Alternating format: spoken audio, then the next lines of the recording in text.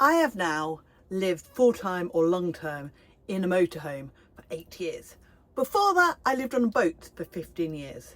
That is 23 years of really rubbish internet. That is actually quite terrifying now that I think about it. What is also really quite terrifying is how much technology has changed during that time. Fair, I don't think the internet as such was a thing. It was always trying to find decent phone signals.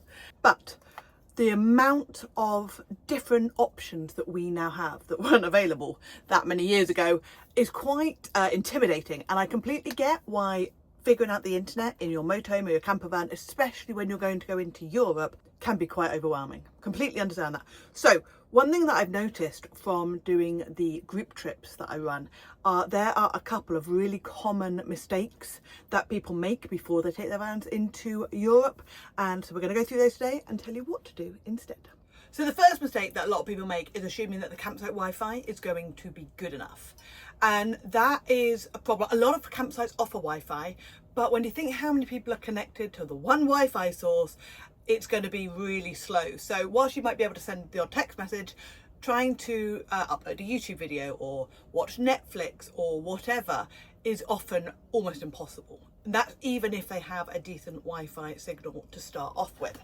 So what you need to do if you want to ensure that you have got reliable internet is you have to have some sort of device that has its own SIM card in there.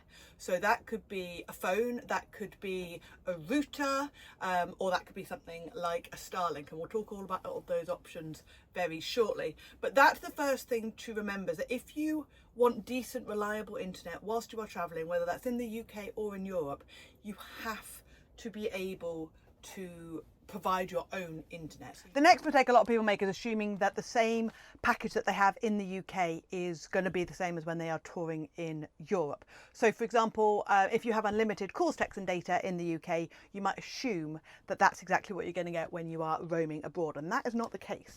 So the majority of networks, they have either a fair usage policy or a cap on the amount of data that you can use. Now, for a lot of people, that can be something like 20 or 25 gig, which sounds like a lot. But when you consider how many gigs a YouTube video is or a Netflix video, then you will find that you will go through your data allowance really, really quickly.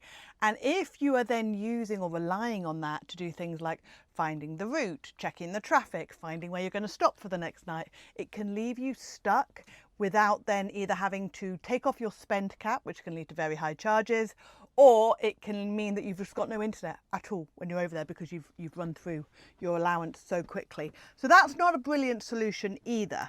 Now, there are some networks which will give you unlimited data. So I'm with EE, I pay monthly for my phone in the UK.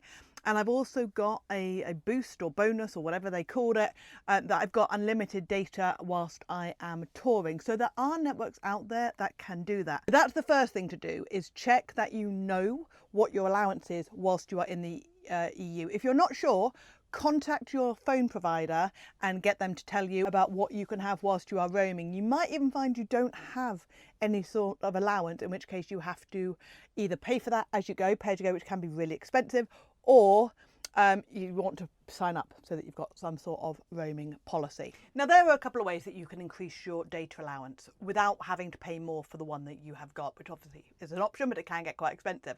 The first and most common thing that people do is get a secondary device, and we're going to talk about those more in a little bit, but you can pay for another device that's got another SIM card in it, and between the two of them, that will give you double the data if you have two of them. The other thing that you can do is change out your SIM card in your phone for a local SIM when you're in Europe, and that will then give you much, much cheaper access to data and the internet. However, the big problem with changing out your actual SIM card is that if you are in France, for example, and you've put a French SIM card into your UK phone, so your UK SIM card is not in any device at all, and you go and spend some money in a shop or supermarket or whatever, and your UK bank is like, oh, I think that might be fraudulent, they will most likely try to phone you or send you a text message that you have to respond to, and they will send that to your UK SIM number, which isn't in a phone, so you won't get it. So your bank will think it's a fraudulent transaction. So I never recommend swapping out your SIM cards. By all means, get a secondary cheap phone and put a local SIM card in that and use that when you're going on the internet. But I would always recommend keeping your main number active, just in case you get fraud alerts or something like that, and otherwise you won't know about it. So if you have got your main phone that has got your main UK SIM card in it, you can either turn off data access completely so you don't pay for the roaming, or if you've got some sort of package where you can use it for an amount, then just keep that going and make sure you've got a spend cap on, and then it doesn't go anymore. Now, what you can also do on a lot of modern phones, they can accept something called an eSIM or an electronic SIM, which is another number that is still on the same device, but it isn't actually a physical SIM card. So if you've gone on any of my group trips, we always set up WhatsApp groups and things for the trip so that we can all chat and stuff. But the number that goes into that is a work number, a business number, and that is on an electronic SIM. So it's not a physical SIM that I've got in my phone.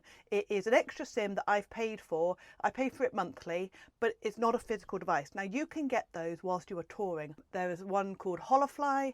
I think there's one called Nomad eSIM. I think Labara do an electronic version. And so basically you go onto any of these websites and you look for the electronic version, you will sign up to an account, and then you will be able to get whatever amount of data you pay for onto your phone, and you just have to activate that when you are touring.